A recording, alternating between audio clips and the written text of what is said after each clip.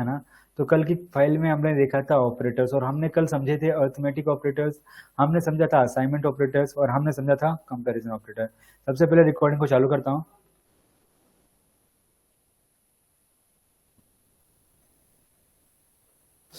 आज की क्लास को हम लोग स्टार्ट कर रहे हैं। तो कल की क्लास में हमने ऑपरेटर्स को समझ लिया था कि ऑपरेटर्स होते क्या हैं, arithmetic operators, assignment operators and comparison operators.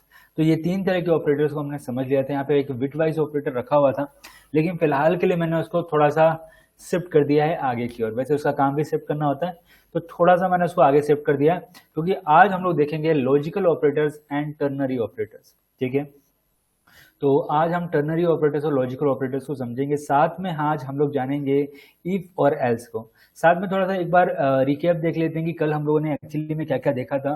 तो अर्थमेटिक ऑपरेटर्स के अंदर हमने देखा था कि किस तरीके से आप प्लस कर सकते हैं, माइनस कर सकते हैं, मल्टीप्लाई कर सकते हैं, डिवाइड कर सकते हैं एंड रिमाइंडर वैल्यू निकाल सकते हैं। ठीक है, साथ में आपने समझा कि किस तरीके से आप इंक्रीमेंट ऑपरेटर्स का यूज कर सकते हैं और डिक्रीमेंट ऑपरेटर्स का यूज कर सकते हैं। ठीक है, आपने समझा पोस्ट इंक्रीमेंट क्या होता है और प्री इंक्रीमेंट क्या होता है।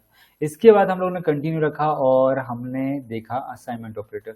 असाइनमेंट ऑपरेटर्स में हमने देखा कि किस तरीके से आप कोई भी वैल्यू किसी भी वेरिएबल के अंदर असाइन करते हैं, और असाइन करने के कितने तरीके होते हैं। आप उसके साथ प्लस करते हुए असाइन कर सकते हैं, आप उसे माइनस करते हुए असाइन कर सकते हैं, आप मल्टीप्लाई करते हुए असाइन कर सकते हैं, या फिर डिवाइड करते हुए असाइन कर सकते हैं, या फिर रिमाइंडर निकालते हुए असाइन कर सकते हैं। तो कई तरीके से आप असाइनमेंट भी दे सकते हैं। अब जब ये सारी चीजें हो गई, तो हमने फिर कल समझा एक और चीज, हाँ, फिर हमने समझा कंपैरिजन ऑपरेटर। और कंपैरिजन ऑपरेटर को समझकर हमने जाना कि किस तरीके से हम किसी भी वैल्यूज को या फिर किसी भी चीज को कंपेयर कर सकते हैं, और कंपेयर करके हम लोग ट्रू एंड फॉल्स की वैल्यू ले सकते हैं। ठीक है, तो ट्रू एंड फॉल्स की वैल्यू हमें तब मिलेगी जब हमारी कंडीशन ट्रू या फॉल्स होगी, यानी कि या तो मैं 18 साल का ऊपर का हूँगा या फिर नहीं होगा। ठीक है, यानी कि कोई ना कोई कंडीशन इस दुनिया में रियल लाइफ में होती ही होती है। तो कंडीशन या तो फुलफिल्ड होगी या फिर नहीं होगी, तो उस कंडीशन में या तो ट्रू होगा या तो फॉल्स होगा। तो इतनी चीजें हमने देखी। हमने जाना सबसे पहले कि वैल्यू मैच करना, फिर हमने जाना कि वैल्यू मैच ना होना, फिर हमने ग्रेटर देन साइन को कंपैरिजन करके देखा, फिर हमने लोअर देन साइन को कंपैरिजन करके देखा, फिर हमने वैल्यू मैच किया, साथ में डेटा टाइप को भी मैच किया, फिर हमने डेटा टाइप को भी मैच किया और साथ में वैल्यू भी मैच किया। इसके बाद हमने ग्रेटर देन इक्वल टू दोनों को अंडरस्टैंड किया और लेस देन इक्वल टू दोनों को अंडरस्टैंड किया। तो इतनी चीजों को हम लोगों ने कंपैरिजन ऑपरेटर्स में समझा, और आज हम कंपैरिजन ऑपरेटर्स को फिर से यूज करेंगे और फिर से देखेंगे। ठीक है, क्योंकि ये चीज बता दूं आपको कि हर एक क्लास दूसरी क्लास से जुड़ी होती है, यानी कि आज जो आपने सीखा कल फिर उस क्लास में यूज होगा। यानी कि बस इतना रहेगा कि यहाँ पे हम उसकी डिटेलिंग के बारे में बात नहीं करेंगे, जस्ट यूज करते हैं। तो आज की क्लास एक नई बना लेते हैं। आज की नई क्लास के लिए मैं इसको सेव कर लेता हूँ और आज की क्लास का नाम रख देता हूँ JSD3.html।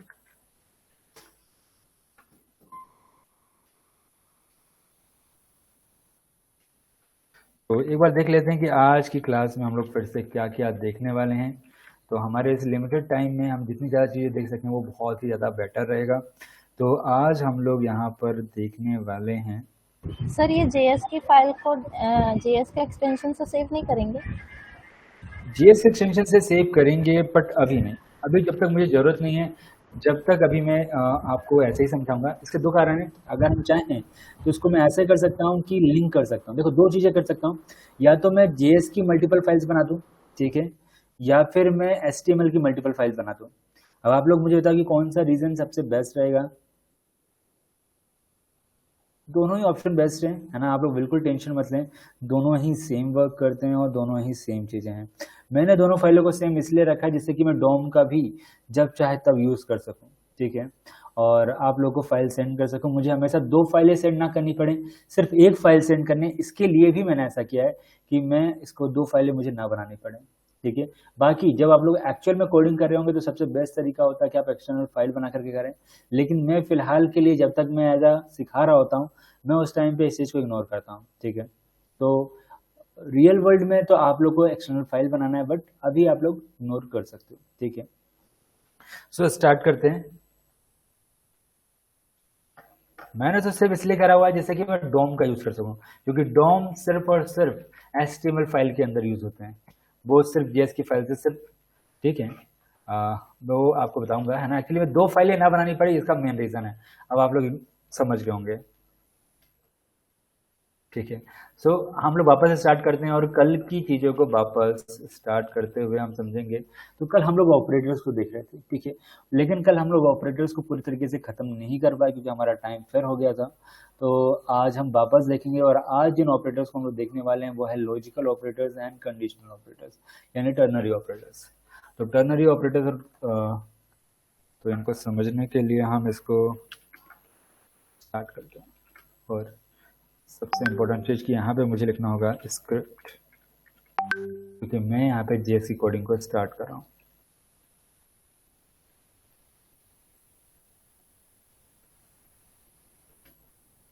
तो सबसे पहले हम लोग समझते हैं, अगर हमें कंडीशनल ऑपरेटर्स का यूज़ करना है या फिर लॉजिकल ऑपरेटर्स का यूज़ करना है तो सबसे पहले हमें समझना पड़ेगा इफ़ एंड एल्स को। तो इफ़ एंड एल्स होता क्या है, इस चीज़ को हम लोग को थोड़ा सा एक डायग्राम के रूप में समझ लेते हैं, ठीक है। तो मैं यहीं पे आप लोगों को समझाने की कोशिश करता हूँ। तो मान लेते हैं, ठीक है, ठीक है, मैं वही पुराना तरीका लूंगा और जो कि आज तक यूज होता आ रहा है ना। मान लेते हैं कि आपको वोट देना है, ठीक है, और वोट देने की कंडीशन क्या है, वोट देने की कंडीशन है कि आपकी एज होनी चाहिए 18 साल, यानी अगर आपकी एज 18 साल की होगी तो ये कंडीशन ट्रू होगी, या और उससे बड़ी होगी, यानी कि 18 साल या उससे ज़्यादा होगी तो आपकी कंडीशन ट्रू होगी। अगर आप 18 साल से छोटे हुए तो कंडीशन फॉल्स होगी। तो इफ एल्स को इसी कंडीशन से समझते हैं हम लोग पहले तो, है ना। तो इफ का काम क्या होता है, ठीक है, इफ का काम होता है कंडीशन चेक करना, यानी क्या काम होता है, कंडीशन चेक करना, ठीक है। इफ करेगा कंडीशन को चेक, ठीक है। अगर कंडीशन ट्रू हुई, यानी कि अगर आप 18 साल के हुए, ठीक है, अगर आप 18 साल के हुए या 18 साल से बड़े हुए, ठीक है, तब तो इफ कंडीशन चल जाएगा, उस कंडीशन में इफ कंडीशन चल जाएगा, वरना एल्स कंडीशन चलेगा, ठीक है। थोड़ा सा कंफ्यूजन हुआ होगा, वापस करते हैं, ठीक है। तो सिंपल सी चीजें है ना, एक प्रोग्रामिंग यानी एक सॉफ्टवेयर हम लोग बना रहे हैं, ठीक है। उस सॉफ्टवेयर की कंडीशन ये है कि जो भी बंदा इस सॉफ्टवेयर को यूज करे वो 18 साल की ऊपर का होना चाहिए, यानी 18 साल से छोटे एज के बच्चे इसे यूज ना करें, सिर्फ 18 साल से बड़ी एज के बच्चे ही इसे यूज करें, ये कंडीशन रखी गई है, ठीक है। तो हमने बनाया एक इफ एल्स। इफ एल्स का काम होता है कंडीशंस को चेक करना, ठीक है। तो कंडीशन चेक करने के लिए हमें इफ जो होता है एक बॉक्स देता है, ठीक है, आपको दिख रहा होगा ये ब्रैकेट्स है ना, यहाँ पर हम अपनी कंडीशंस को लिखते हैं, ठीक है, जो भी कंडीशन हमें चेक करनी होती है, ठीक है। तो इफ का काम होता है कंडीशन चेक करना, और ये कंडीशन चेक क्या करेगा कि क्या आपकी एज 18 साल से ऊपर है। अगर आपकी एज 18 साल से ऊपर है, उस कंडीशन में ये आपको इस ऐप को यूज करने देगा, ठीक है। इफ कंडीशन आपको ऐप यूज करने देगा, और अगर आपकी एज नहीं है तो ये आपको इस सॉफ्टवेयर को यूज नहीं करने देगा। चलो इसको एक बार करके देखते हैं, अभी भी कंफ्यूजन होगा बट एक एग्जांपल के साथ शायद हमारा ये कंफ्यूजन दूर हो जाए। तो मैं एक एज बना लेता हूँ और एज दे देता हूँ 20, मान लेता हूँ ये एक एज है किसी स्टूडेंट की, ठीक है। और मैं यहाँ पे इफ कंडीशन बनाता हूँ, ठीक है, इफ कंडीशन बनाता हूँ और कहता हूँ एज, ठीक है, और मैं कहता हूँ अगर या तो, ठीक है, मैंने कंडीशनल ऑपरेटर्स लगाए, ओ सॉरी कंपैरिजन ऑपरेटर्स लगाए, और साथ में मैंने कहा कि कंसोल डॉट लॉग, ठीक है, आर यू रेडी फॉर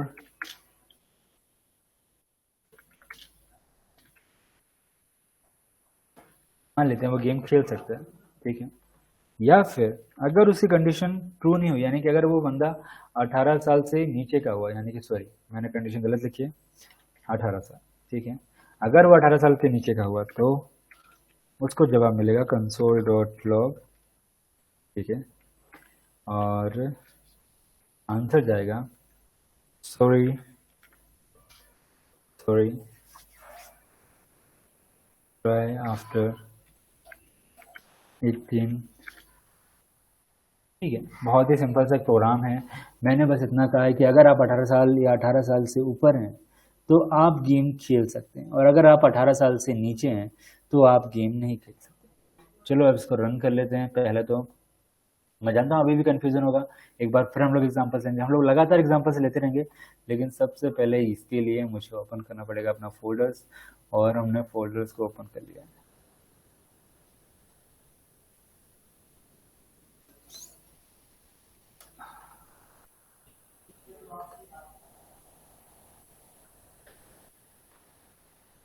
ये आ चुका है। अब हम इसे वापस को लाइव कर देते हैं। अब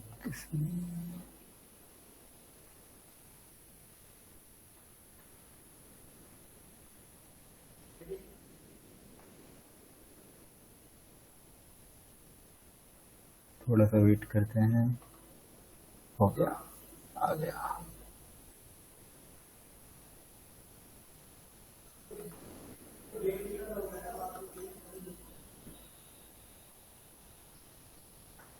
सिर्फ सिर्फ और सिर्फ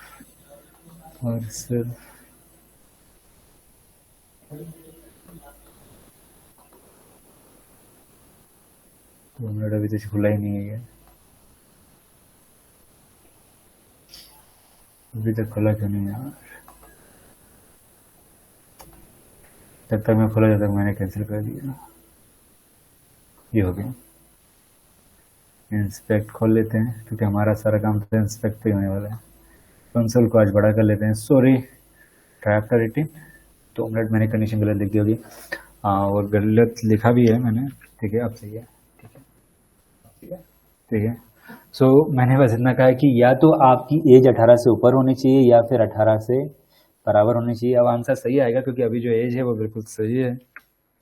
yes, are you ready for it, है ना? तो बहुत ही सिंपल सा इफ कंडीशन का काम होता है, इफ और एल्स का काम होता है कंडीशन चेक करना। ठीक है, तो इफ का काम होता है कंडीशन चेक करना। अभी आप लोगों को बहुत कंफ्यूजन होगा, बट थोड़ा सा रुक जाए, हम लोग फॉर एग्जांपल देखेंगे तो आप लोगों को थोड़ा सा क्लियर हो जाएगा। लेकिन हाँ, कंपैरिजन ऑपरेटर्स को आपको समझना होगा, या फिर आपको पहले से पता होना चाहिए। अगर आप लोग मैथ्स के स्टूडेंट है तो आपको ऑलरेडी आइडिया होगा कंपैरिजन ऑपरेटर्स क्या होता है, आप लोग को इतनी प्रॉब्लम नहीं आने वाली है। ठीक है, सो जब भी हम लोग एक प्रोग्राम बनाएंगे, हम लिखेंगे एग्जाम्पल 1 या एग्जाम्पल 2, तो इसको हम रख लेते हैं कि एग्जाम्पल 1। ठीक है, तो आप लोगों के कंफ्यूजन को दूर करने के लिए चलो एक और प्रोग्राम बनाता हूं मैं, और उम्मीद करता हूं कि इसके बाद आप लोगों की प्रॉब्लम थोड़ा सा सॉल्व हो जाए।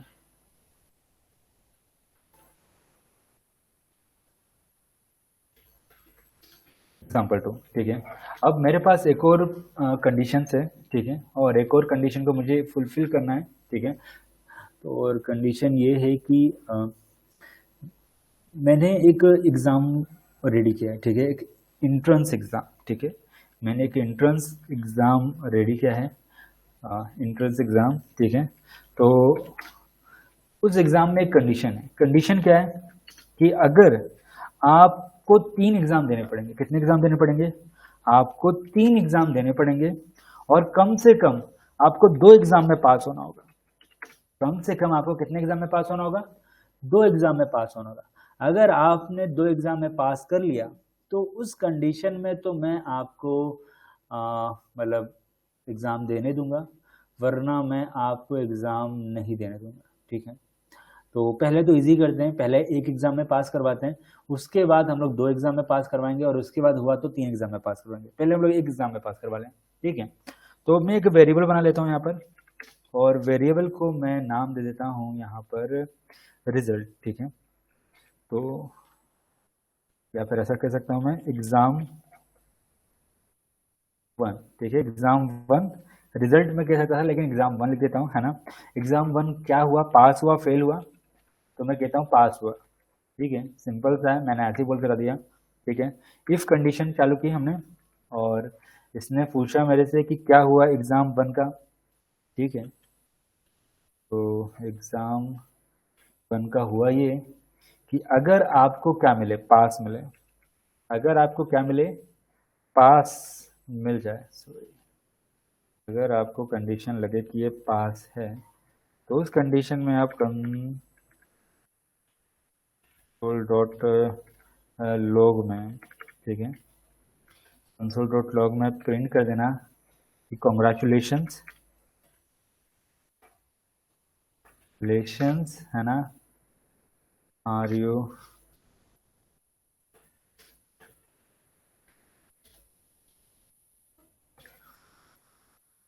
Are you passed. ज़्यादा मुश्किल तो इंग्लिश के सेंटेंस लिखने में हो रही है, जितना कि प्रोग्रामिंग लिखने में नहीं होती। Congratulation, are you passed in exam 1, ready to exam 2। ठीक है, बहुत ही सिंपल सा एक प्रोग्राम मैंने बनाया है और यहाँ पे मैं लिख देता हूँ एल्स, और वापस मैं इसको क्लोज करता हूँ। ठीक है, और ये तुरंत ही इसने पास कर दिया है, मुझे माफ़ कर दें, है ना, कि इसने तुरंत पास कर दिया, गलती से मुझसे हो गया, बट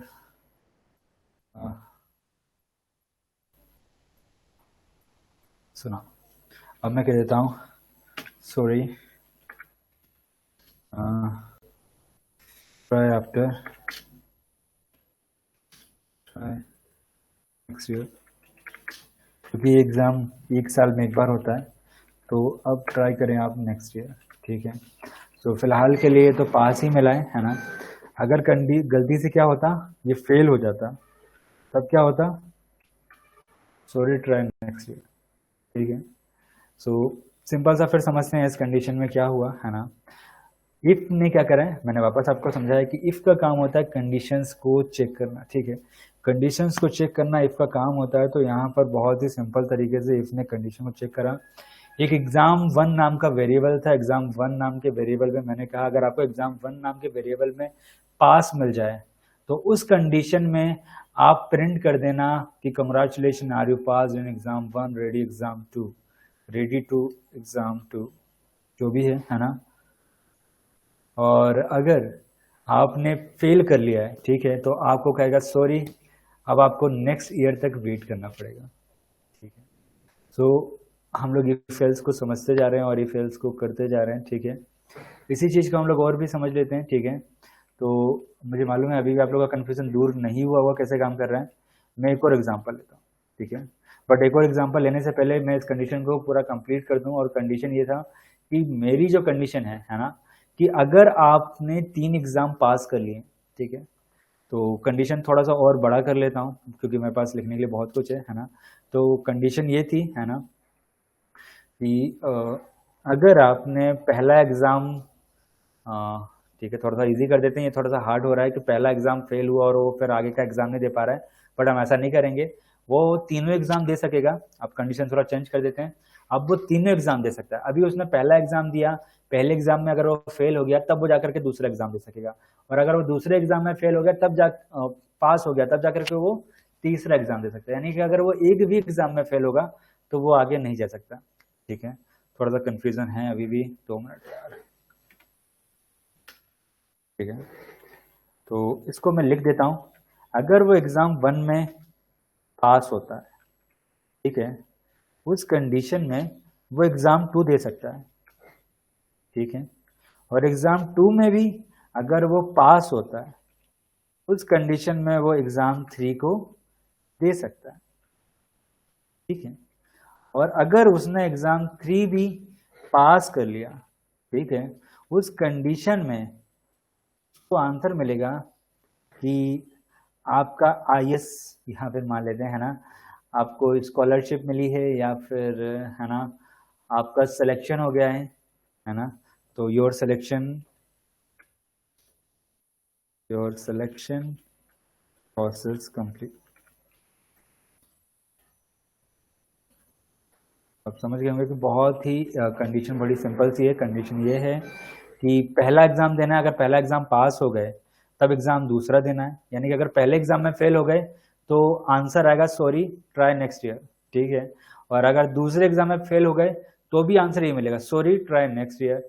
अगर तीसरे एग्जाम में फेल हो गए तब भी आंसर ये मिलेगा सॉरी ट्राई नेक्स्ट ईयर। लेकिन अगर पास हो गए तो पास होने पे जो आंसर होंगे वो सभी को अलग अलग मिलेंगे, जैसे congratulation are you pass in exam 1 ready exam 2, और फिर आएगा कि congratulation are you pass in exam 2 ready exam 3, और अगर वो पास हो जाता है तीसरे एग्जाम में भी तब उसको आंसर मिलेगा योर सिलेक्शन प्रोसेस कंप्लीट। तो चलो इसको हम लोग कंप्लीट करते हैं। तो अब इफ एल्स के अंदर हम लोग पहले समझ लेते हैं इफ एल्स के अंदर एक्चुअली होता क्या है। तो फिलहाल के लिए मैं जानता हूँ आप लोग को बहुत कम समझ में आया होगा, बट जितना भी समझ में आया है मेरे लिए काफ़ी है ना। सो इफ कंडीशन को वापस समझते हैं और इफ की आगे समझते हैं। एक होता है इफ, एक होता है इफ एल्स, ठीक है, और एक होता है एल्स इफ,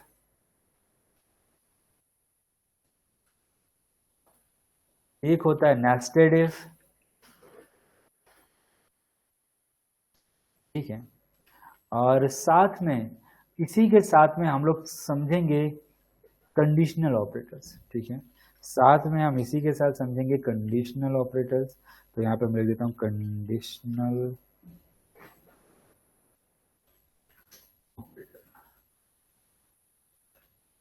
कंडीशनल ऑपरेटर में क्या क्या होते हैं? कंडीशनल ऑपरेटर में होते हैं एंड,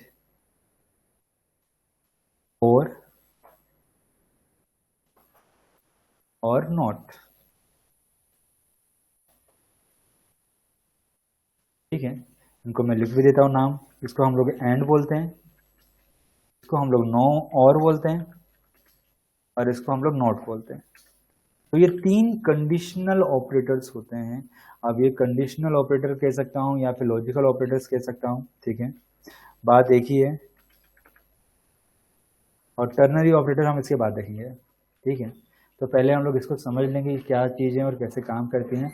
तो इसका मतलब समझना। ठीक है, इनका काम होता है मल्टीपल कंडीशंस को हैंडल करना। क्या करना?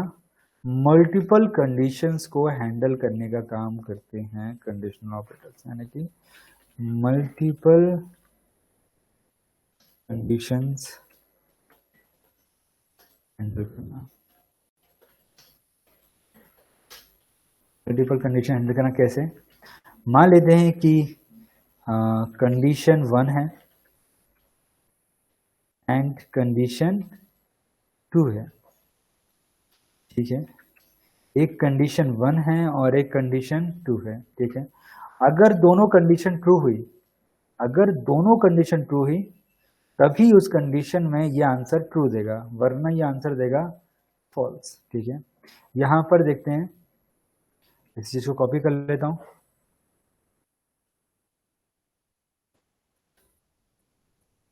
सर आप ये एल्स इफ और नेस्टेड इफ नहीं करवा रहे? सब करवा रहा हूँ ना मैं। अभी तो बस हमने ये देखा है कि क्या क्या आज हम लोग देखने वाले हैं। अभी तो जैसे कि छोटा सा प्रीव्यू दिया था मैंने कि इफ एल्स करता क्या है। तो मैं पूछना भूल गया आप सभी से, एक बार पूछ लेता हूं सभी से। आप लोगों को थोड़ा बहुत इफ एल्स अभी समझ में आया, इफ एल्स कर क्या रहा है? सबसे पहले शुभम सर।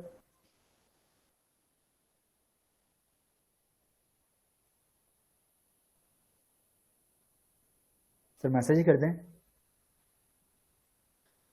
ओके, छोटा सा अभी है ना, अभी हम लोग देखेंगे, अच्छे से देखेंगे। इफ एल्स अभी खत्म नहीं हुआ है ना, अभी इफ एल्स तो सिर्फ शुरू हुआ है, सिर्फ एक प्रीव्यू दिखा है।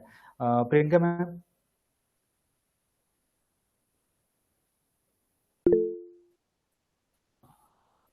प्रियंका मैम शायद खाना बना रहे हैं। यस सर, आया है मुझे। हाँ, मैं समझ रही हूँ सर, लेकिन ठीक है, क्योंकि मैंने ये सारे ऑपरेटर्स पढ़े हुए पहले ही। ये अच्छा है। शैली, आपके लिए भी प्रॉब्लम नहीं होना चाहिए, क्योंकि मुझे जहां तक याद है आप ऑलरेडी सीएस बैकग्राउंड से हैं, तो ऑलरेडी ये सारी चीजें आपके लिए फ्रेंडली है। हाँ सर। हाँ, सुना। हम लोग अब आगे चलेंगे। भावना मैम, आप थोड़ा सा लेट हैं, बट उम्मीद करता हूँ कि आपने देखा होगा कुछ ना कुछ। जी सर, वो तो मैं देख लूंगी, समझ जाऊंगी, का थोड़ा बहुत आइडिया है मुझे। चलिए, है ना। और आज तो तुम पहले ही देख चुके हो ये सब, यस सर। है ना। सो हम लोग वापस आ जाते हैं और सारी चीज़ों को ध्यान से समझते हैं। बट हम लोग सबसे पहले समझेंगे कंडीशनल ऑपरेटर्स, यानी कि हम लोग सबसे पहले इफ एल्स नहीं सीख रहे हैं, सबसे पहले हम लोग कंडीशनल ऑपरेटर सीख रहे हैं। और कंडीशनल ऑपरेटर का जो यूज होता है वो एक्चुअली में इफ एल्स के अंदर होता है। और क्योंकि इफ एल्स के अंदर होता है, यही कारण है कि मैंने सबसे पहले इफ एल्स का छोटा सा एक प्रीव्यू दिखाया। इफ एल्स को हम लोग थोड़ा सा बाद में सीखेंगे, बट पहले हम लोग सीखेंगे कंडीशनल ऑपरेटर को। तो कंडीशनल ऑपरेटर होते हैं तीन तरह के। कौन कौन से होते हैं? एक होता है एंड, एक होता है और एक होता है नॉट। ठीक है, एंड कंडीशन कहती है कि अगर आपने मुझे कंडीशन 2 दी है, ठीक है, और अगर दोनों कंडीशन में अगर एक कंडीशन भी आपकी गलत हुई तो उस कंडीशन में मैं फॉल्स दूंगा। इसका मतलब समझना आप लोग, है ना। मान लेते हैं, है ना, कि मैंने आप लोगों के सामने एक कंडीशन रखी है। ठीक है, कंडीशन क्या है? कंडीशन ये है कि हम लोग पिकनिक चलेंगे। ठीक है, मान लेते हैं हम लोग पिकनिक चलेंगे, बट पिकनिक जाने की एक कंडीशन होगी। पिकनिक जाने की कंडीशन क्या क्या होगी? पहली कंडीशन तो ये होगी कि हम लोग पिकनिक जाएंगे संडे के दिन।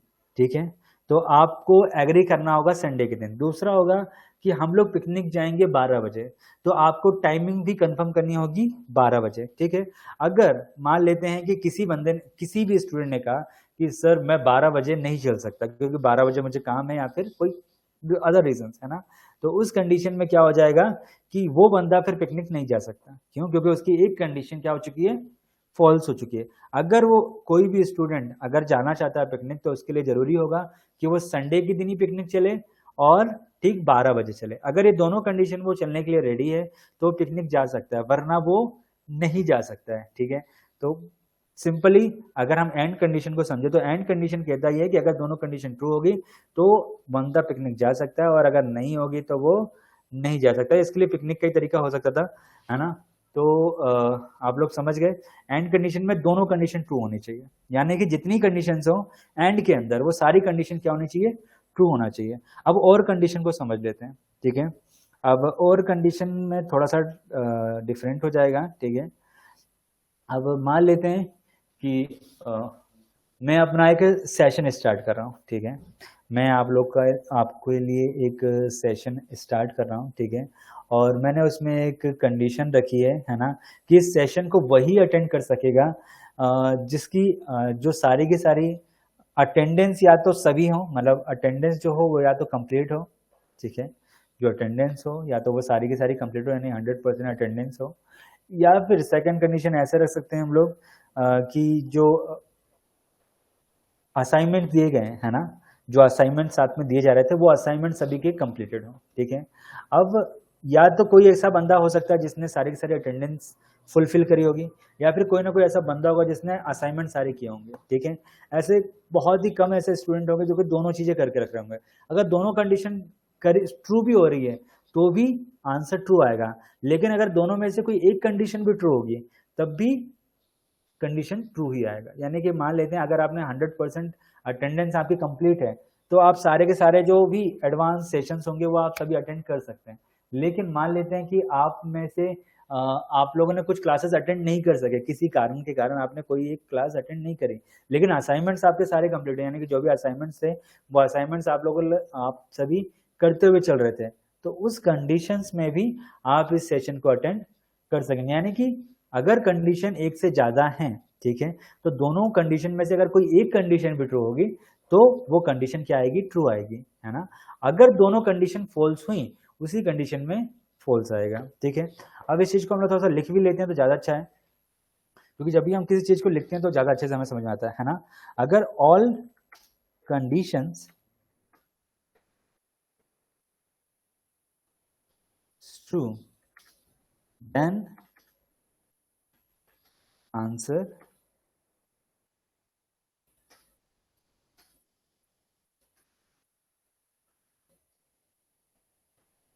ट्रू। ठीक है, और यहां पर एनी वन कंडीशन ट्रू, कोई भी एक कंडीशन ट्रू होती है,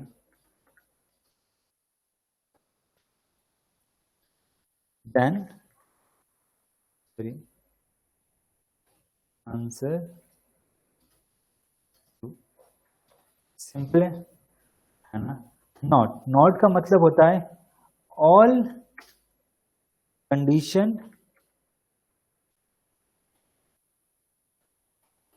फॉल्स देन आंसर ट्रू। ठीक है, तो हम लोगों ने लिख लिया है। एंड कहता है अगर सारी कंडीशन ट्रू हुई तो ट्रू होगा, और कहता है कि अगर कोई एक कंडीशन भी ट्रू हुई तो ट्रू होगा, और नॉट कहता है अगर सारी कंडीशन आपकी फॉल्स हुई तो ट्रू होगा। ठीक है, इस चीज को एक एक एग्जांपल से समझते हैं, एक एक एग्जांपल से शायद हम लोग को बहुत आसानी से चीज समझ में आ जाए।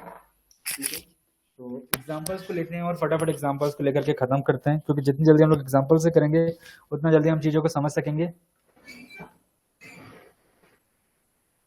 तो ये इन कंडीशंस को अभी हम लोग यहीं पर छोड़ते हैं और फिर से एक नए कंडीशंस की ओर जाते हैं, और इसको हम लोग ले लेते हैं एग्जाम्पल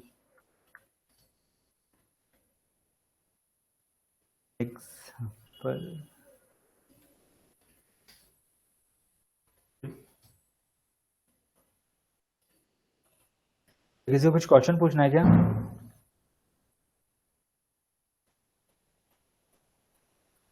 सर वो नॉट है, वो नॉट है एक्चुअली में, हाँ मैंने बताया नहीं, चलो मैं एक बार और बताता हूँ, है ना। एक्चुअली नोट का काम होता है, मान लेते हैं, है ना, मान लेते हैं कि नोट कैसे काम करेगा। नोट का बहुत ही सिंपल सा एक रास्ता है ना। नोट काम कैसे करता है, ठीक है। तो नोट का यूज तब हम करते हैं जब हमें घास के ढेर में तिनके को निकालना हो। जब हमें घास के ढेर में तिनका निकालना होता है तब हम लोग नोट को यूज करते हैं। अब कैसे, तो मैं समझाता हूँ, है ना, कि मान लेते हैं मुझे कोई एक ऐसा बंदा चाहिए है जिसके पास ना तो आधार कार्ड हो, ना वोटर आईडी हो, और ना ही ड्राइविंग लाइसेंस हो। एक ऐसा बंदा मुझे ढूंढना है इंटरनेट पर जिसके पास ना तो आधार कार्ड हो, ना पैन कार्ड हो, और ना ही ड्राइविंग लाइसेंस हो, यानी किसी भी तरीके का गवर्नमेंट प्रूफ ना हो उस बंदे के पास। ऐसे बंदे को मुझे ढूंढना है, तो मैं कंडीशन लगा दूंगा नॉट, ठीक है। अब नॉट का काम क्या रहेगा, नॉट का काम ये रहेगा कि अगर वो कहता है, ठीक है, अगर वो कहता है कि क्या आपके पास आधार कार्ड है, ठीक है, और वो जवाब देगा नहीं, ठीक है। अगर मैं उससे पूछता हूँ आपके पास पैन कार्ड है, वो कहता है नहीं। मैं उससे पूछता हूँ आपके पास क्या ड्राइविंग लाइसेंस है, वो कहता है नहीं। सारी कंडीशन फॉल्स हुई, यानी उसके पास तो कुछ भी नहीं है।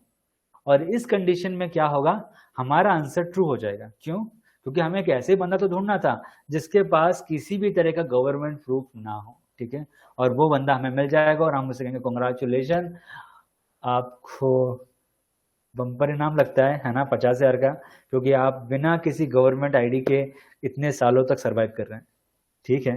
तो इस तरीके से आप समझ सकते हो कि नोट का मतलब होता है घास के ढेर में एक तिनके को ढूंढना, यानी कि बहुत ही रेयर कंडीशंस में ही हम लोग नोट का यूज करते हैं, बट बहुत ज्यादा यूज होता है नोट का भी और एंड का भी और का भी। आप लोग को यकीन है, मुझे यकीन है आप लोग को समझ में आ गया होगा।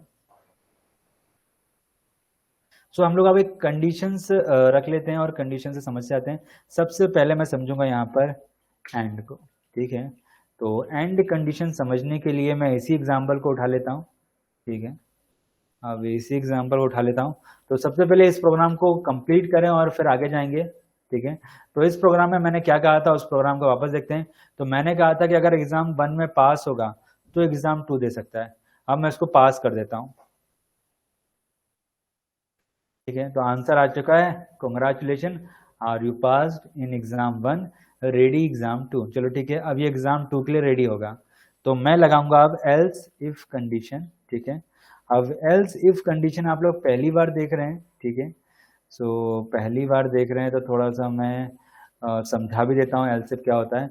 एल्स इफ का मतलब ये होता है कि अगर इफ की कंडीशन ट्रू ना हो, अगर इफ की कंडीशन सॉरी, है ना, अगर इफ की कंडीशन ट्रू ना हो तब एल्स इफ चलता है। वैसे बात बिल्कुल सही है, तो अभी एल्स इफ पढ़ाने की भी जरूरत नहीं है, क्या बात है ना।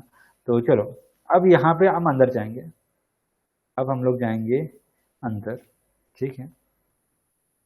और अब मैं बनाऊंगा वापस इफ एल्स को, ठीक है। सेम का सेम जो अंदर लिखा हुआ था वही चीज़ मैं कॉपी कर लेता हूँ और इसी चीज़ को कॉपी करके मैं रख लेता हूँ अंदर, ठीक है। क्योंकि अगर वो एग्ज़ाम दे सकता है तो अब वो वापस अंदर आ जाएगा। थोड़ा सा कन्फ्यूज़न हुआ होगा, मैं जानता हूँ अब, ठीक है। बट अब आप लोग देखें, मैंने बस ये कहा है कि अगर आपका एग्ज़ाम 1 में पास हो जाओ तब आप एग्ज़ाम 2 दे सकते हो, ठीक है। और अगर एग्ज़ाम 2 में पास हो जाओ तो आप दे सकते हो, सॉरी, एग्ज़ाम 3, ठीक है। तो वापस कॉपी करेंगे हम लोग।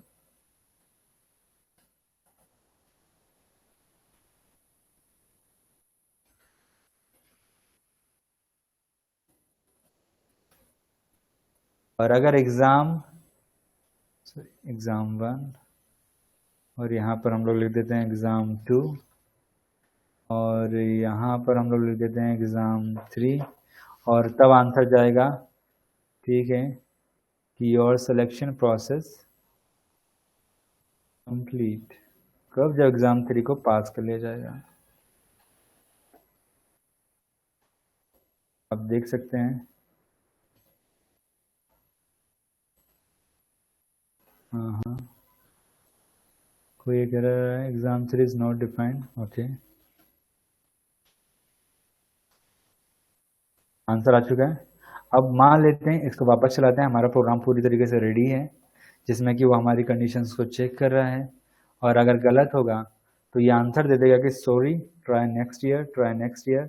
बहुत ही सिंपल सा, ठीक है। अब पहले जो आसान लग रहा था थोड़ा सा अभी हार्ड लग रहा होगा, मैं जानता हूँ। जब प्रोग्राम थोड़े बड़े होते हैं तो थोड़ा सा कॉम्प्लेक्स नजर आता है, बट मैं आप लोग के लिए इजी करता हूँ। सबसे पहले मेरे पास कंडीशन क्या आती है उसको समझते हैं, और उसके बाद मैं अंदर इनको कॉपी पेस्ट करूँगा, ठीक है। तो आप समझिएगा, है ना। मैंने कहा था कि अगर एग्ज़ाम 1 में पास होगा तब वो कौन सा एग्ज़ाम दे सकता है, एग्ज़ाम 2 दे सकता है। इसका मतलब क्या हुआ, कौन सी कंडीशन ट्रू हो जाएगी, ये कंडीशन ट्रू हो जाएगी, इफ़ की कंडीशन ट्रू हो जाएगी, यानी कि कौन सा ब्लॉक चलेगा, ये ब्लॉक चलेगा। और अगर ये फेल हो जाएगा तो कौन सा ब्लॉक चलेगा, नीचे वाला ब्लॉक चलेगा। कौन सा ब्लॉक चलेगा, नीचे वाला ब्लॉक चलेगा। सबसे पहले आप लोगों को समझना होगा ब्लॉक क्या होते हैं। सबसे पहले आपको क्या समझना होगा, ब्लॉक क्या होते हैं, तब जाकर के आपको कंडीशन समझ में आएगी कि एक्चुअली में ये होता है क्या। तो सबसे पहले हम लोग आते हैं वापस ऊपर और समझते हैं कि ब्लॉक्स होते क्या हैं।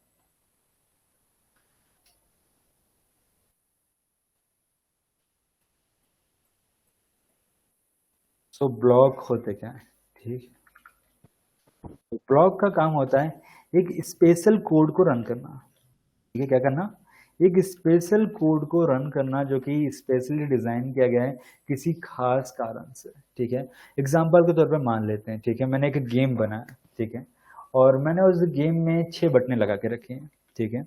मैंने उस 6 बटन लगा के रखी हैं, ठीक है, और 6 बटनों का काम थोड़ा अलग अलग है। पहली बटन को अगर आप दबाते हैं, ठीक है, अगर आप पहली बटन को दबाते हैं तो उस कंडीशन में आप रेसिंग गेम खेलेंगे, ठीक है। अगर आप पहली बटन को दबाएंगे तो आप कौन सा गेम खेलेंगे, रेसिंग गेम को खेलेंगे।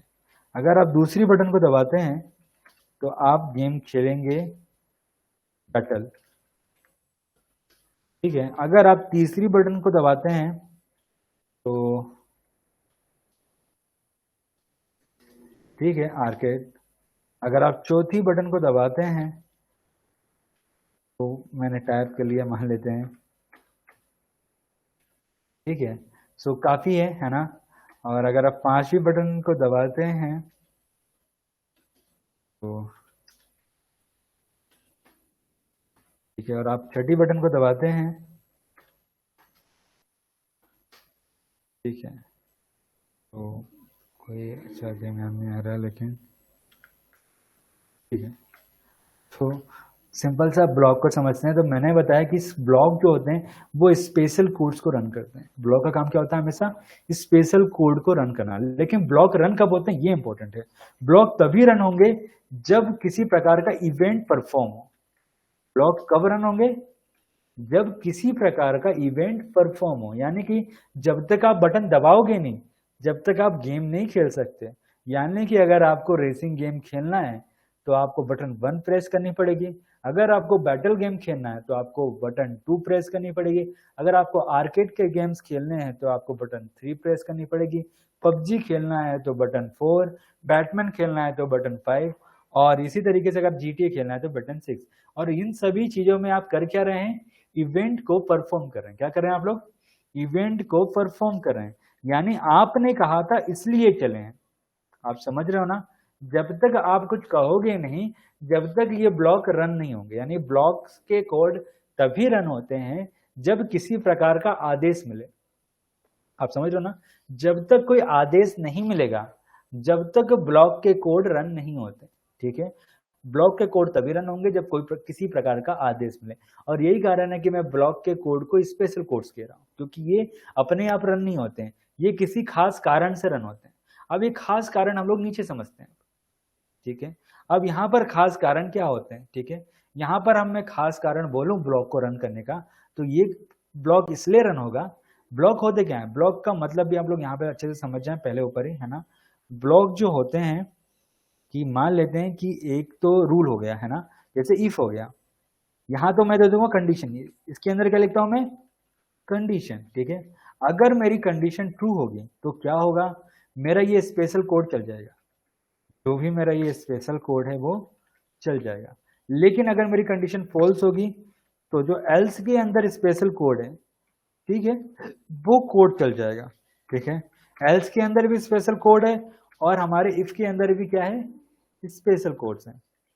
ठीक है, तो आप लोग समझ चुके हैं। तो जो ये आप देख रहे हो, ये करली ब्रैकेट्स, इसको बोलते हैं हम लोग, करली ब्रैकेट्स बोलते हैं शायद से।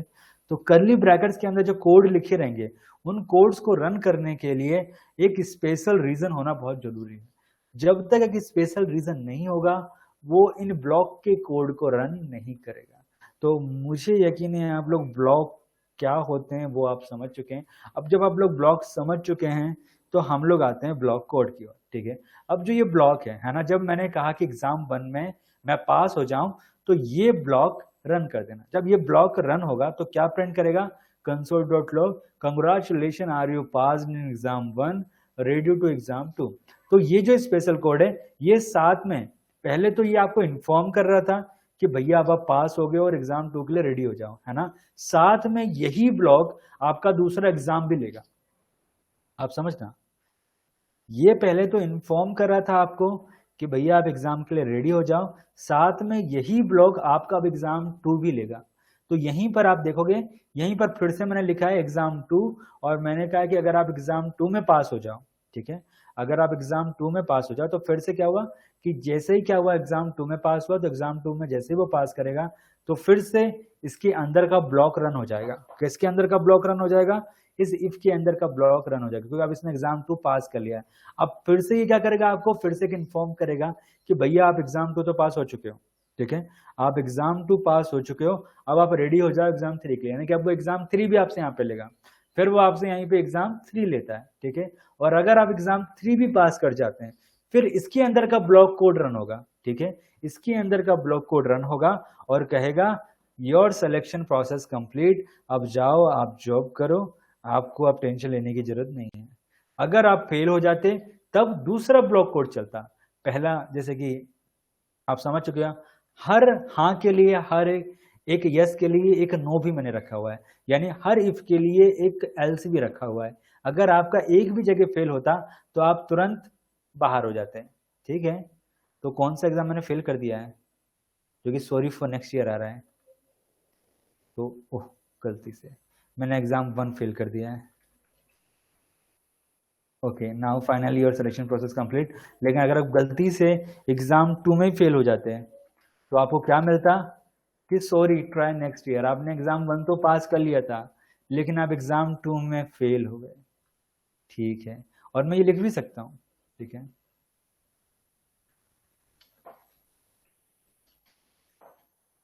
सर ये फर्स्ट वाले इफ के अंदर जैसे आपने 2 इफ लगाए, तो ये लगा सकते हैं और नहीं देगा। इसको हम लोग बोलते हैं नेस्टेड इफ, इसी को हम बोलते हैं क्या, नेस्टेड इफ। नेस्टेड इफ का मतलब होता है एज अ, मतलब इफ के अंदर इफ को यूज करना। आप जितनी बार चाहें उतनी बार इफ के अंदर इफ को यूज कर सकते हैं, और इस प्रोसेस को हम लोग बोलते हैं नेस्टेड इफ। क्या बोलते हैं हम लोग, नेस्टेड इफ। यानी इफ के अंदर इफ को यूज करना एक नेस्टेड इफ कहलाता है। अब क्यों, क्योंकि मैं एग्जाम्पल के थ्रू समझाने की कोशिश कर रहा हूं, क्योंकि मुझे मालूम है कि ये ऐसे दिमाग में घुसते नहीं है, बहुत प्रॉब्लम करते हैं। खास तौर पे जो कंडीशनल ऑपरेटर हो जाता है, लॉजिकल ऑपरेटर्स, लूप्स के ऑपरेटर्स होते हैं, थोड़ी सी प्रॉब्लम करते हैं। जब तक एक रियल लाइफ एग्जांपल्स ना हो, जब तक ये समझ में नहीं आते हैं। तो इसी कारण से मैंने आपको बिना बताए यहाँ पे नेस्टेड लूप का यूज किया है। तो नेस्टेड लूप का मतलब होता है इफ के अंदर इफ यूज करना। देखो पहला इफ यहाँ था, फिर इसके अंदर एक और इफ आया, फिर इसके अंदर एक और इफ आया, अब चाहे तो इसके अंदर भी एक और इफ हो सकता है। तो जब आप इफ के अंदर इफ के अंदर इफ के अंदर इफ यूज करते हैं, इसी को हम लोग बोलते हैं नेस्टेड इफ। लेकिन आपने एल्स बाहर से लिखा सारे इसका। अब आप इसको इस तरीके से देखो, ये एक इफ है और ये उसका एल्स है, ठीक है, और यहां पर इफ खत्म हुआ, और ये एक इफ है और ये उसका एल्स है, ठीक है। अब यहां पर ये इफ खत्म हुआ और ये इसका इफ है और ये इसका एल्स है। हम ऐसे भी लिख सकते हैं, जैसे फर्स्ट इफ यहाँ से खत्म होगा, उसका एल्स उसी के बाद लिखते हैं। हम बहुत तरीके से लिख सकते हैं, हमारे पास लिखने के तरीकों की कोई कमी नहीं है। ये तो सिर्फ एक तरीका मैंने बताया, ऐसे तो ना जाने कितने तरीके से।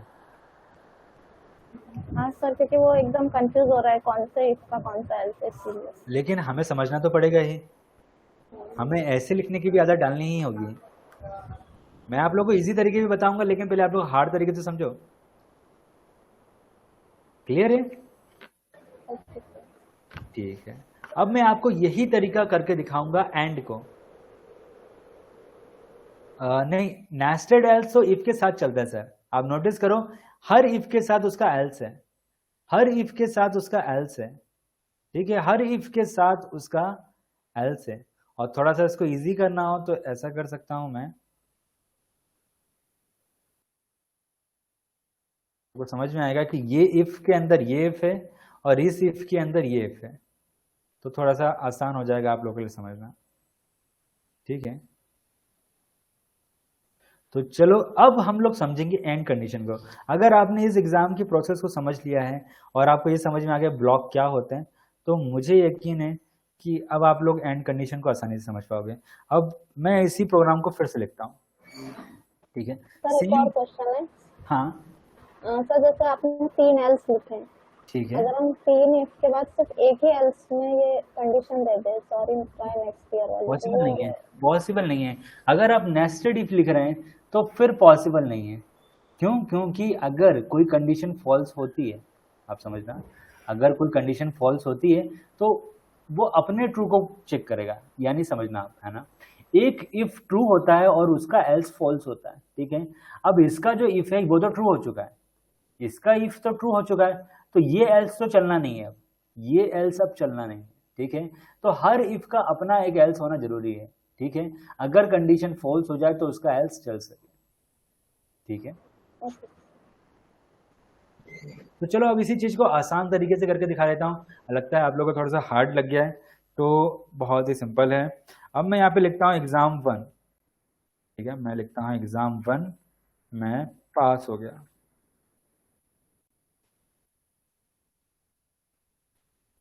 और एग्जाम 2 में पास हो गया। एंड सॉरी, गलती ये है, और मैं कहता हूं एग्जाम 3 में पास हो गया, ठीक है। और आंसर क्या आएगा? console.log,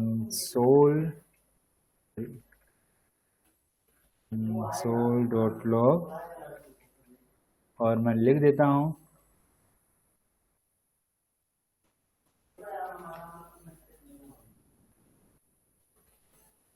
ठीक है, और एल्स,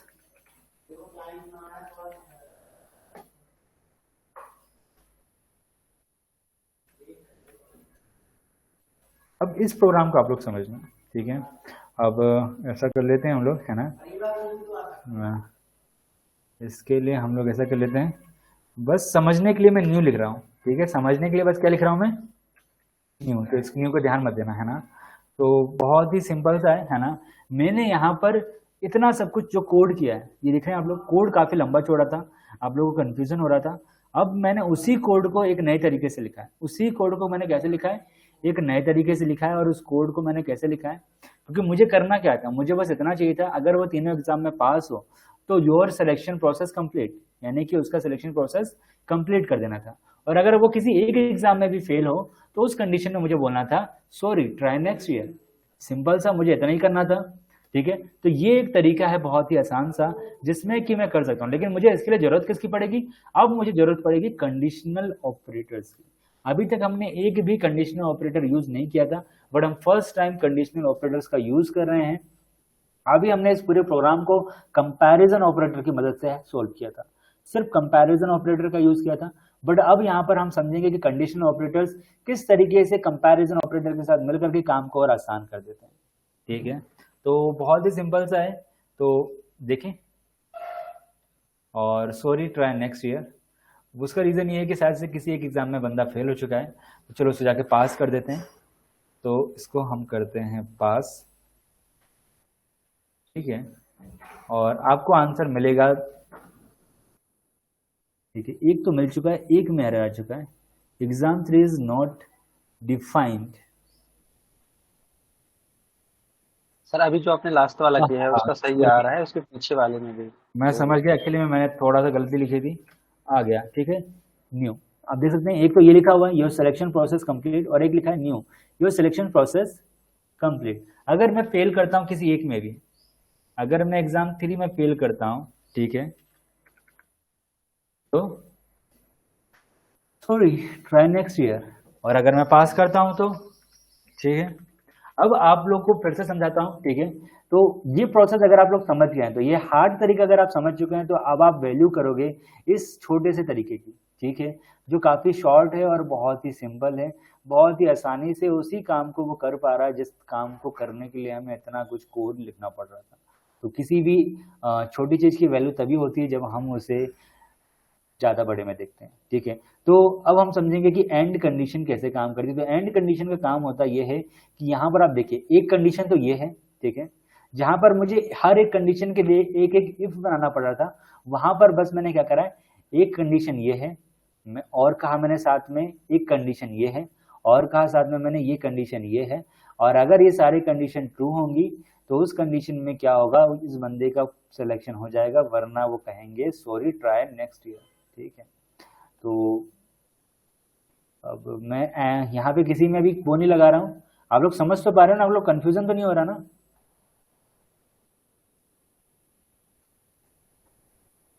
चलो नहीं हो रहा होगा अगर आप लोगों ने कुछ नहीं बोला तो। चलो कोई बात नहीं। अभी हम लोग लेते हैं एग्जाम्पल 4, ठीक है। बट याद होगा लास्ट स्टार्टिंग में मैंने एक बात बोली थी कि मुझे चाहिए था क्या, मुझे चाहिए था कि अगर वो किसी एग्जाम 2 में भी पास हो जाए, क्या हो जाए, अगर वो किन्हीं 2 एग्जाम में भी पास हो जाए तो उस कंडीशन में मैं उसको क्या कर दूंगा, पास कर दूंगा। क्या कर दूंगा मैं, पास कर दूंगा, ठीक है। बट अभी और कंडीशन का यूज करते हैं और कंडीशन के बाद फिर हम उसको अच्छे से समझेंगे, ठीक है। तो बड़ा ही अजीब सा लग रहा है, आप लोग की आवाज़ नहीं आ रही, तो पहले पूछ लेता हूँ आप लोग को यहाँ तक समझ में आया या नहीं आया, और जिसको नहीं आया वो बिल्कुल ईमानदारी से बता देगा। सर अगर हम एंड ऑपरेटर वाली कंडीशन में एक फेल कर लिख दें, बट अपन जो आउटपुट प्रिंट करवा रहे वही प्रिंट होगा ना। बिल्कुल, देखो सिंपल सा चीज़ है ना। देखो पहली चीज़ ये समझना होगा, एंड कंडीशन को आप समझो पहले, है ना। एंड कंडीशन यहाँ पे कर क्या रहा है, एंड कंडीशन का काम बस इतना होता है, अगर कंडीशन ट्रू होगी, अगर सारी कंडीशंस ट्रू होगी, तब जाकर के वो कौन सा ब्लॉक रन करेगा, इस ब्लॉक को रन करेगा। आप लोग को ब्लॉक समझ में आ गया, मुझे यकीन है ना। तो मैंने बस इतना कहा, अगर ये तीनों कंडीशन ट्रू होगी तो ये ब्लॉक रन होगा, और अगर तीनों कंडीशन ट्रू नहीं हुई, अगर एक कंडीशन भी फॉल्स हुई, तो ये ब्लॉक रन होगा। यानी ब्लॉक तो रन होगा, ठीक है, ब्लॉक तो रन होगा। अभी आपकी कंडीशन पे डिपेंड करता है कि आपकी कंडीशन ट्रू हो रही है या फिर फॉल्स हो रही है। तो यहाँ पर जब कंडीशन तभी ट्रू होगी जब तीनों कंडीशन ट्रू होंगी। अगर एक कंडीशन भी फॉल्स हुई तो इस कंडीशन में आपकी कंडीशन कौन सा ब्लॉक चलेगा, ये ब्लॉक चलेगा, ठीक है।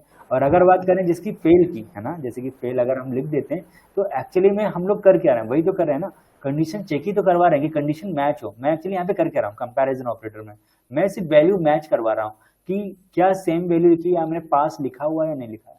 अगर पास लिखा है तो हम पास कर देंगे, और अगर फेल लिखा है तो हम, ठीक है। सर एक फेल लिख के बताइए ना। मैं इसको बताऊं और कंडीशन में बताऊं क्या, इसी एग्जांपल को मैं और कंडीशन में लेके चलूं। सर वो तो फिर या तो ये या तो वो वाला कंडीशन रहेगी ना। हाँ बिल्कुल, या तो ये या तो वो वाली कहानी आ जाएगी। बट मैं चाह रही जैसे एंड में अपन तीनों कंडीशन ट्रू दे रहे हैं, एक फॉल्स देंगे तो क्या होगा। अगर एक फॉल्स देंगे तो ये लो ना, ये रहा, यहाँ पर मान लेते हैं यही है ना, ये सेकंड एग्जाम में मैं फेल कर देता हूँ। नहीं सर ये डिफाइन में तो पास ही रहने दीजिए, कंडीशन अगर अपन फॉल्स देते हैं तो। अच्छा कंडीशन में यहाँ पे फेल लिख दूँ, हाँ ठीक है, मैं फेल लिख देता हूँ, ठीक है। ये प्रॉब्लम इसलिए हो रही है क्योंकि कल हम लोगों ने कंपैरिजन ऑपरेटर नहीं दिखाया, ठीक है। और अब आंसर क्या आ रहा है, सॉरी ट्राई नेक्स्ट ईयर। क्यों, क्योंकि एक्चुअली में 2 कंडीशन तो ट्रू हो गई हैं। क्यों, 2 कंडीशन तो ट्रू हो चुकी है, क्योंकि दोनों कंडीशन में पास लिखा हुआ था, लेकिन अब आपने यहाँ पे फेल लिख दिया है, तो एक्चुअली में अब कंडीशन यहाँ पे ट्रू नहीं हो पा रही है। अब यहाँ पे कंडीशन ट्रू नहीं हो पा रही है। कंडीशन ट्रू करने के लिए अब मुझे यहाँ भी करना पड़ेगा फेल, यहाँ भी मुझे लिखना पड़ेगा फेल। जब मैं यहाँ पे लिखूंगा फेल, तब उस कंडीशन में होगा वो पास।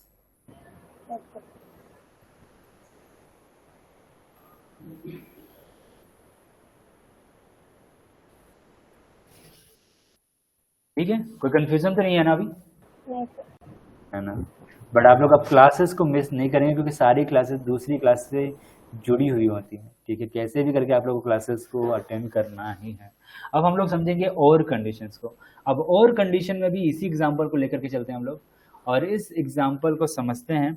और इस एग्जांपल में होगा ये क्या, होगा ये कि अगर आप किसी एक एग्जाम में भी पास हो गए, एनी वन एग्जाम में पास हो गए, है ना, किसी आप एक एग्जाम में भी पास हो गए, यानी एनी वन एग्जाम में आप पास हो गए, तो उस कंडीशन में जो आपको आंसर मिलने वाला है पास, ठीक है, यानी कि ट्रू भी कह सकता हूँ मैं, ठीक है। तो चलो देखते हैं हम लोग, है ना। अब क्योंकि यहाँ पे समझने के लिए हमने न्यू लिखा था, है ना, तो यहाँ पर मैं एंड लिख देता हूँ, और यहाँ पे और लिख देता हूँ,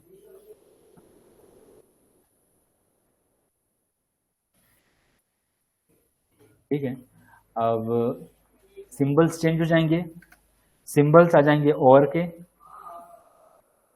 जहां पर एंड लगे थे वहां पर और हो जाएंगे। और यहाँ पर कहानी ये है कि अगर आप किसी एक एग्जाम में भी पास हो गए तो आप पास हो, ठीक है। देखते हैं, ठीक है, ये हो चुका है, ठीक है। अगर आप लोग चाहें तो इसी को मैं कॉपी कर लेता हूँ और इसको कॉपी करके यहीं पे रख लेता हूँ, थोड़ी देख लें, ठीक है। या फिर रख लेते हैं, आ जाते हैं, ठीक है। अब इसको हम समझेंगे, है ना। अगर मैं क्या करता हूँ, एग्जाम 3 में फेल कर देता हूँ, ठीक है, और आपको आंसर क्या मिलेगा, योर सिलेक्शन प्रोसेस कंप्लीट, क्योंकि आपको कोई एक एग्जाम पास करना था, आपने तो 2 एग्जाम पास करके रखे हैं, तो your selection is process is complete. मैं एक और एग्जाम में फेल कर देता हूँ, ठीक है, और ये आपको आंसर देगा योर सिलेक्शन प्रोसेस कंप्लीट, क्योंकि आपको तो एक एग्जाम पास करना था जबकि आपने एक एग्जाम पास करके रखा है, तो your selection process is complete. अब मैं एक और को फेल कर देता हूँ, ठीक है, और ये तब जाकर के मेरे से कहेगा आपको कम से कम एक एग्जाम में तो पास करना था, मगर आप तो तीनों एग्जाम में फेल हो चुके हैं, ठीक है। और इस कंडीशन में वो आपको कर देगा, यानी कि कम से कम आपकी एक कंडीशन तो ट्रू होनी चाहिए, यानी कि कम से कम आपको एक एग्जाम तो पास करना था, तो आप अगर एक भी एग्जाम में पास नहीं कर पाए हैं तो इस कंडीशन में ये आपको कर देगा, ठीक है। और जैसे ही मैं करता हूँ एक एग्जाम में पास, यानी किसी भी एग्जाम में पास, तो वो उस कंडीशन में मुझे कर देगा पास। कोई सा भी एग्जाम में पास कर लूँ तो मैं पास ही रहूँगा, मुझे फिर कोई फेल नहीं कर पाएगा, बस मुझे कोई एक एग्जाम निकालना है और मैं पास हो जाऊंगा। तो और कंडीशन का मतलब मेरे ख्याल से आप लोग समझ चुके हैं, यानी कि कोई एक एग्जाम आप निकाल लो तीनों एग्जाम में से तो आप पास हो जाओगे। और यहाँ पर आपको करना क्या होगा, यहाँ आपको करना होगा ऑल एग्जाम क्लियर, ठीक है। अगर आपने ऑल एग्जाम क्लियर किए तभी आप पास होंगे, वरना आप होंगे फेल, ठीक है। तो सिंपल सी कंडीशन से कि अगर आपने इतना सब कुछ कर लिया तो ही बेस्ट है, वरना नहीं है, ठीक है। तो हम लोग चलते हैं, कहानी को आगे कंटिन्यू रखते हैं। आपको और भी समझ में आ गया, आपको एंड भी समझ में आ गया। अब मगर मेरा प्रोग्राम अभी भी कंप्लीट नहीं है, ठीक है। मैंने क्या कहा था, मैंने कहा यह था कि अगर आप किसी 2 एग्जाम में पास हो गए, ठीक है, आपने 3 एग्जाम दे रहे हैं, अगर आप किसी 2 एग्जाम में पास हुए तो उस कंडीशन में मैं आपको पास करूंगा, ठीक है। अगर कोई एक एग्जाम में अगर आप फेल हो भी गए तो चलेगा, लेकिन कम से कम आपको 2 एग्जाम पास करने थे। लेकिन इस वाले प्रोग्राम में भी मेरी प्रॉब्लम सॉल्व नहीं हो रही है। क्यों नहीं हो रही है, क्योंकि ये क्या कह रहा है, अगर आप किसी एक एग्जाम में भी पास हो गए तो उस कंडीशन में आप पास हो, जबकि मैं चाहता हूं 2 प्रोग्राम में पास हो, ठीक है। अगर कोई मुझे ये सजेशन देता है कि मैं एक में और एक में एंड लगा देता हूँ तो भी एक प्रॉब्लम है। प्रॉब्लम ये है कि एक एग्जाम को तो मैं कंपलसरी कर रहा हूँ कि कम से कम आपको एग्जाम 1 तो पास करना ही होगा। अगर मैं यहाँ पे लगा देता हूँ और के साथ एंड को, मैं लगा देता हूँ और के साथ एंड को, ठीक है, तो ये क्या कहता है, ये कहता है कि आपकी एग्जाम 1 और एग्जाम 2 में पास होना कंपलसरी है। एग्जाम 1 में और एग्जाम 2 में पास होना कंपलसरी है। अगर आप एग्जाम 3 में फेल भी हो गए ना तो भी आप पास हो, ठीक है। आप समझ रहे हो ना इसका मतलब क्या हुआ। तो ऐसा मैं नहीं चाहता हूँ, मैं चाहता हूँ, ठीक है, अगर इसमें मुझे पास करना पड़ेगा तो तब जा करके मैं पास हो जाऊंगा। लेकिन अगर मैं ऐसा करता हूँ, इसको पास कर देता हूँ और सेकंड को फेल कर देता हूँ, ओके,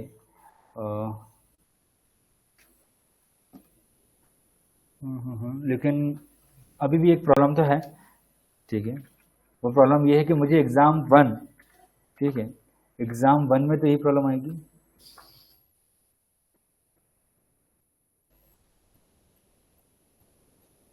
सर कंडीशन में फेल लिखेंगे ना? अच्छा, नहीं नहीं नहीं, कंडीशन में फेल नहीं लिखेंगे, वैसे सही है। बस एक बार देख लेते हैं ये मुझे फेल कर क्यों नहीं रहा हो।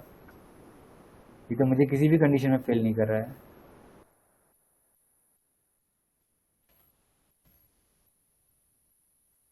ठीक है। तो अभी भी और की कंडीशन चल रही है। सर यहाँ अगर एक भी अपन और यूज कर रहे हैं तो वो और अपना काम करेगा ही, क्योंकि एक में तो हम पास ही हैं। चलो कोई नहीं, एक नया पूरा प्रोग्राम बनाता हूँ, फिर ज़्यादा अच्छा रहेगा, ठीक है। तो अभी तो मैंने पास ही कर दिया है, कोई बात नहीं, सिलेक्शन हो जाने दो।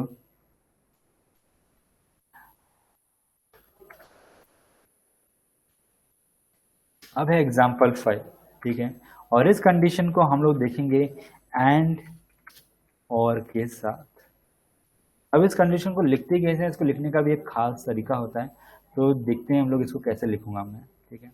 इसी को पूरा का पूरा ले आता हूँ और यहाँ पर मैं इसको एक नया नाम दूंगा, क्या नाम दे दूँ, ठीक है, और एंड रख रहा हूँ, और एंड, ठीक है, ठीक है, और एंड। अब मैंने जो कहा था, मैं चाहता ये हूँ, ठीक है, मैं चाहता ये हूँ, है ना, कि अगर एनी टू एग्जाम्स में पास हो जाओ आप, एनी टू एग्जाम में पास हो जाओ, पास हो जाओ, तो आप पास होने चाहिए।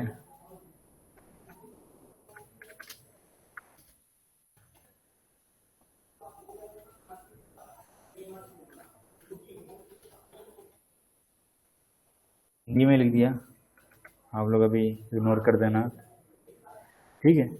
सो आगे हम लोग चलते हैं और इस कंडीशंस को चेक करते हैं थोड़ा सा अलग तरीके से, ठीक है। अब मैं एक और चीज़ करने वाला हूँ, अब मैं यहाँ पे ब्रैकेट्स यूज़ करूँगा, ठीक है। मैंने क्या कहा है, मैंने कहा है अगर मैं एग्ज़ाम 1 में और एग्ज़ाम 2 में पास हो जाऊँ तो मेरी कंडीशन हो जाए ट्रू। अब इसको मैं भी कर लेता हूँ, ठीक है, या फिर मैं एग्ज़ाम 1 या एग्ज़ाम 3 में पास हो जाऊँ तब मैं पास हो जाऊँ, ठीक है, या फिर मैं कहता हूँ,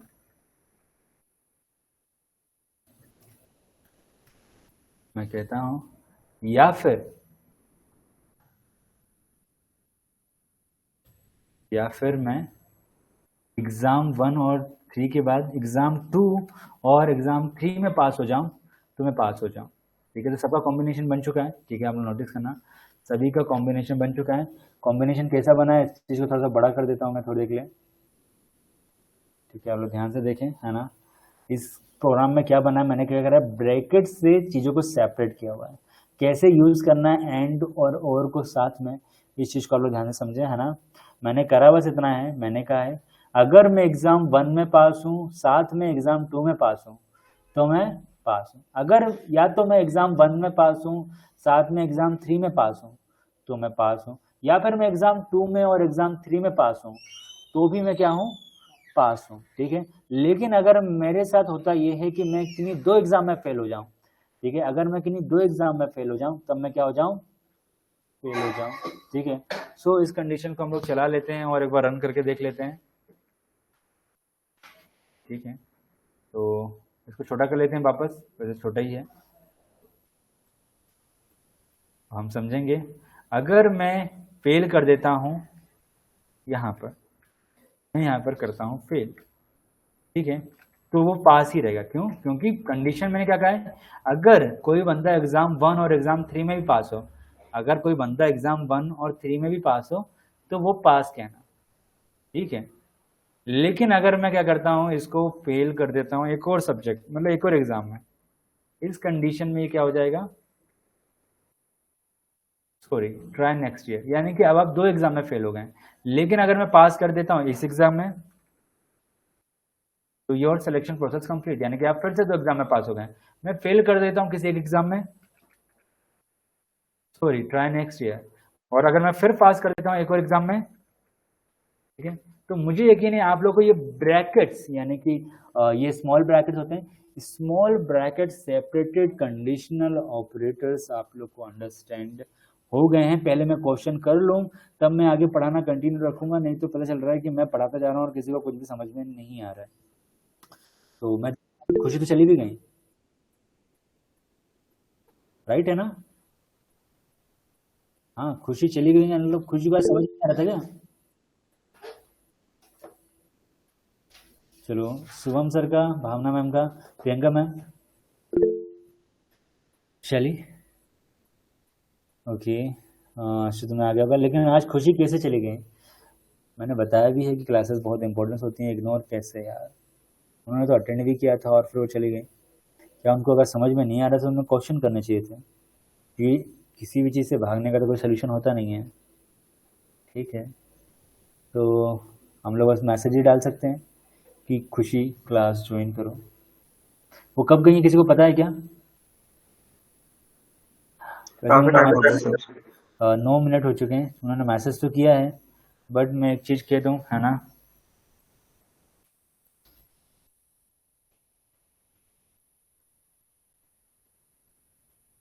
या फिर चलो अभी मैं कुछ भी नहीं कह रहा हूँ, है ना, लेकिन मैं आप लोगों से थोड़ा सा एक रिक्वेस्ट करूँगा कि बस कुछ टाइम तक आप लोग इस टाइम को कहीं और मत जाने दें। बस 1-1.5 घंटे की बात होती है, हम लोग बस 1-1.5 घंटे के लिए बैठे हैं, है ना।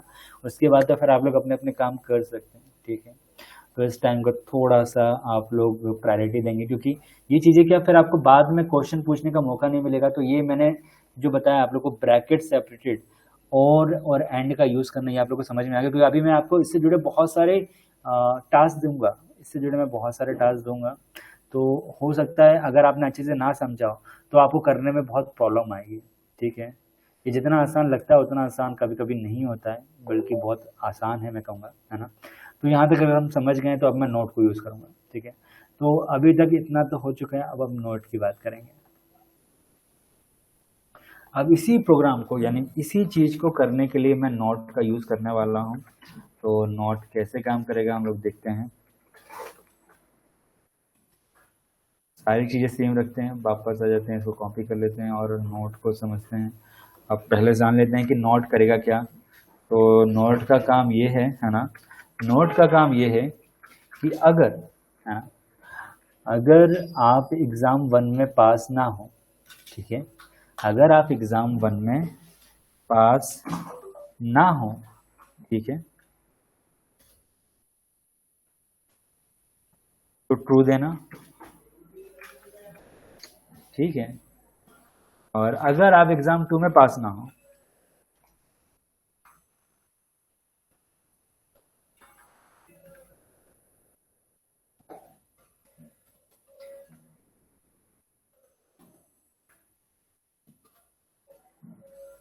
तो फॉल्स देना। मैंने यहाँ पे फेल नहीं लिखा, और यहाँ पे मैंने एग्ज़ाम 2 नहीं लिखा। और अब जो कंडीशन है, लास्ट कंडीशन से, अगर मैं देता हूँ एग्ज़ाम 3, ठीक है, और एग्ज़ाम 3 में अगर आप पास हो तो ट्रू देना। काफ़ी कुछ, अभी सिंपल कर देते हैं, अभी फॉल्स जगह इसको भी ट्रू ही कर देता हूँ मैं, फिर हम कंडीशन को आगे कर लेंगे, ठीक है। इस कंडीशन को वापस रिमूव कर देता हूँ मैं, और हम लोग आ जाते हैं यहाँ तक, ठीक है। इसको ले आते हैं, अब यहाँ पर जो रहेगा नॉट रहेगा,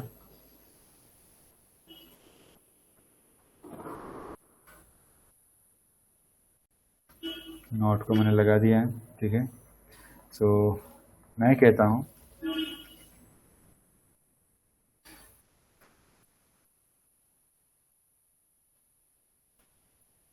ठीक है, मैंने कहा है कि अगर आप एग्जाम 1 में पास ना हो, अगर आप एग्जाम 1 में पास ना हो तो आपको पास कर दिया जाएगा, ठीक है। फिर से हैंड लगा देते हैं और एग्जाम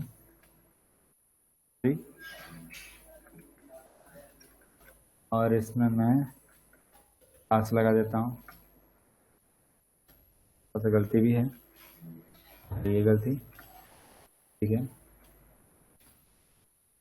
इसमें भी पास लगा देता हूँ मैं, ठीक है। अब आप नोटिस करो कि सारे एग्जाम में हम लोग पास हैं, लेकिन फिर भी ये क्या कह रहा है कि सॉरी ट्राई नेक्स्ट ईयर, क्योंकि आपको एक एग्जाम में फेल होना था। आपको चाहे कुछ भी हो जाए, आपको कोई एक एग्जाम में फेल होना था, और वो जो एग्जाम था वो एग्जाम है फर्स्ट। आपको फर्स्ट एग्जाम में कैसे भी फेल होना है। अगर आप पास हो गए तो आप फेल हो जाओगे, तो आपको यहाँ पे फेल होना है, और अगर आप फेल हो गए तो योर सिलेक्शन प्रोसेस कंप्लीट हो जाएगी, है ना। तो नॉट का बहुत ही सिंपल सा मैंने करके बता दिया, मुझे शायद से बहुत बड़ा एग्जांपल लेना था, लेकिन आपको ये कंडीशन समझ में आ गई, यानी कि यहाँ पर बहुत ही सिंपल सा है। आपको सिर्फ एग्जाम 1 में फेल होना है और एग्जाम 2 में पास होना है। अगर आप एग्जाम 2 में पास हो गए और एक एग्जाम में फेल हो गए तो उस कंडीशन में आप पास हो जाओगे। अगर गलती से आपने क्या करा है कि आप इन दो एग्जाम में से किसी एक एग्जाम में फेल हो गए और पहले वाले एग्जाम में पास हो गए तो भी आप फेल हो जाओगे, ठीक है। सो ये नोट का बहुत ही सिंपल सा ब्रैकेट होता है, ब्रैकेट लगाओ बस हो गया। ये क्या करता है, जो भी ट्रू हो रहा होता है उसको फॉल्स कर देता है, ठीक है। इसका काम ही होता है कि अगर ट्रू हो तो फॉल्स कर दे, ठीक है, और फॉल्स हो तो ट्रू कर दे। यानी कि इसका काम क्या आता है, फॉल्स को ट्रू करना और ट्रू को फॉल्स करना। तो ये है नॉट कंडीशन, और ये कंडीशनल ऑपरेटर है, ठीक है। तो कंडीशनल ऑपरेटर्स का हमने इस तरीके से कंप्लीट कर दिया है नॉट को भी, ठीक है। हमने यहाँ पर ये जो ऑपरेटर है हम इक्वल के साथ नहीं लगाएंगे? बिल्कुल भी नहीं, ये अकेला ऐसा ऑपरेटर होगा जो इक्वल टू का काम नहीं करता है। इसका काम बस इतना होता है कि अगर कोई कंडीशन है, ठीक है, अगर कोई कंडीशन है, अगर वो ट्रू हो रही हो तो उसका आंसर ट्रू की जगह फॉल्स है। जैसे यहाँ पे क्या सर करें, जैसे आपने ब्रैकेट के बाहर नॉट का साइन लगाया, वो हम जैसे एग्जाम 1 नॉट इक्वल टू पास करें तो एरर देगा? बिल्कुल, ये जावा स्क्रिप्ट है। देखो एक और चीज़ आपको समझना पड़ेगा, है ना। अगर आप लोग जैसे कि अदर लैंग्वेजेस आप लोगों ने देखी होगी तो वहाँ पर नॉट को यूज़ करने के तरीके थोड़े अलग होते हैं, है ना। जावा स्क्रिप्ट जस्ट इतना करता है कि अगर कोई कंडीशन ट्रू हो तो उसको फॉल्स कर देता है, और अगर फॉल्स हो तो उसको ट्रू कर देता है। यानी कि इंटरचेंज करने का बस काम करता है, फॉल्स को ट्रू, ट्रू को फॉल्स, फॉल्स को ट्रू एंड ट्रू को फॉल्स। सर मतलब इसको कंडीशन के पहले ही लगाना पड़ेगा नॉट? बिल्कुल, बस इस तरीके से, बस कंडीशन उसके अंदर रखनी होती है, कंडीशन उसके अंदर रखनी होती है, कंडीशन को आप उसके अंदर रखें, बस इतना करना है। बाकी सच में इतना तो आप लोग को अंदाज़ा लग चुका होगा कि अगर आप लोगों ने प्रैक्टिस नहीं करा तो आप लोगों को कुछ समझ में नहीं आने वाला है ना। ये चीज़ें भले ही आप लोग अभी कह रहे हों कि आप लोगों को समझ में आ रहा है, लेकिन बिना प्रैक्टिस के ये आप लोगों के लिए बिल्कुल ना के बराबर होगा, यानी कि बिल्कुल कुछ भी नहीं होगा, ठीक है। तो अगर हम यहाँ तक समझ चुके हैं तो मैं इफ़ की कुछ चीज़ों को कंप्लीट करूँगा। आप लोगों को नेस्टेड इफ तो समझ में आ गया था, आपको नेस्टेड इफ तो समझ में आ गया था, लेकिन अभी भी, और साथ में आपको इफ एल्स भी समझ में आ चुका है। आप लोग को ये भी समझ में आ गया कि इफ और एल्स क्या होता है। इफ को हटा देते हैं, इफ अकेला कुछ नहीं होता है, इफ एल्स होता है, या फिर एल्स इफ होता है, या फिर नेस्टेड इफ होता है, ठीक है। तो नेस्टेड इफ तो आपको समझ में आ चुका है, इफ एल्स भी समझ में आपको आ चुका है, और साथ में एक लास्ट कंडीशन बची हुई है एल्स इफ, तो एल्स इफ को भी समझ लेते हैं इसी एग्जांपल के साथ।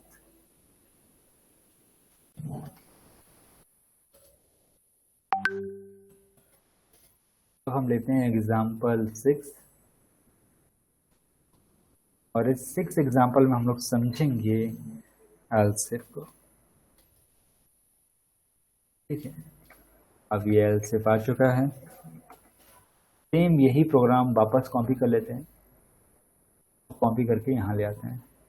अब यहाँ पे हम करने की क्या कोशिश करेंगे उसको समझते हैं पहले, है ना। हम करने की ये कोशिश करेंगे, अगर वो बंदा एग्जाम 1 में पास ना हो या